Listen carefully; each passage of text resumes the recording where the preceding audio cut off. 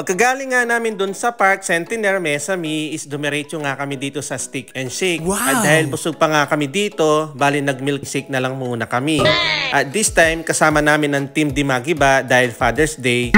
Bali konting celebration na lang dito kasama ang mga tatay ng Team Dimagiba. May bawi na noon naman.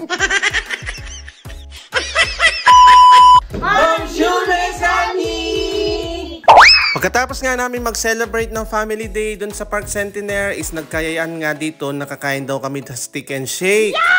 At alam nyo naman ng Team Palibot, basta ganitong bagay, heto on the go kami. At pagpunta nga namin dito is nakita na nga namin yung mga kasama namin. At habang naghihintay nga yung mga kasama namin, isisimulan na nga namin mag-order. Summer na nga dito, Mesami, at dahil nga sobrang init sa loob, bali pumwesto na nga kami dito sa may labasan. At pagpasok nga namin sa loob is mag-order ka dito sa malaking tablet.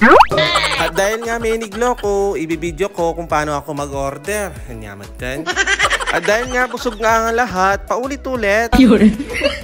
Bali milkshake lang naman yung in-order namin dito. At may mga paborito naming milkshake ang lagi naming in-order dito. Actually, hindi namin first time dito. Paulit-ulit din kami pumupunta dito. Lalo na kapag nagkikrave kami ng pistasyong. Pero walang pistasyo, lugi. Oh no! Ganito lang kabilis at kasimple ang pag-order dito. After mo nga mapili yung mga ino-order mo, bali maglalagay ka lang ng barcode number at intayin mo mag-buzzer at magbayad ka na lang ng buy card para naman hindi ka mainip. Sa sobrang inip mo dyan, magugutom ka. Nyamat din.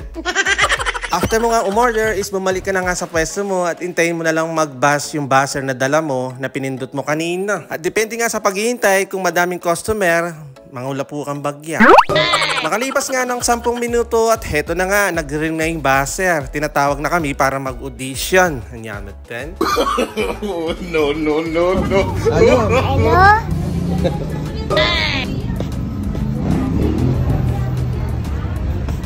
Ali. At pagpasok nga namin sa loob, bali ipakita mo lang yung buzzer na may number. At kung wala kang number, hindi nila ibibigay yung order mo. Yamat din. Hey, limandi ka dulo. Wala. Oh, sino? Laptop eh. Apoy. Okay. Wait, sige, stop. Stop. Dahil libre nga yung yelo at tubig, sinulit na nga namin kumuha. Panigurado after natin mag-milkshake, mahuhuhaw tayo dyan. Yamat din.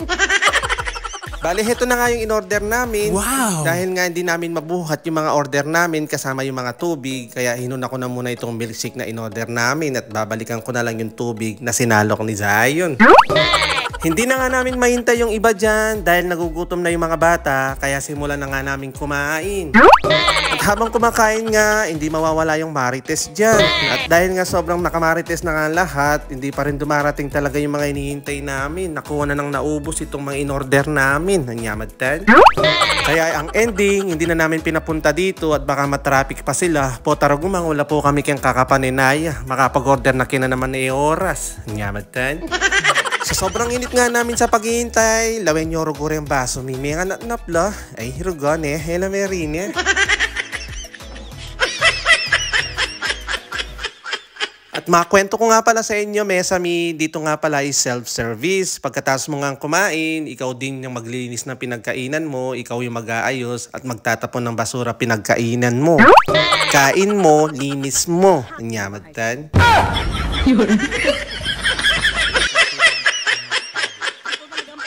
At dahil nga iba't ibang pwesto yung pinagparkingan namin, bayan nagkanya-kanyang lakad na nga kami dito. Yung iba papunta to the left, yung iba papunta to the right, kami naman is pa-forward. Nyamad tan.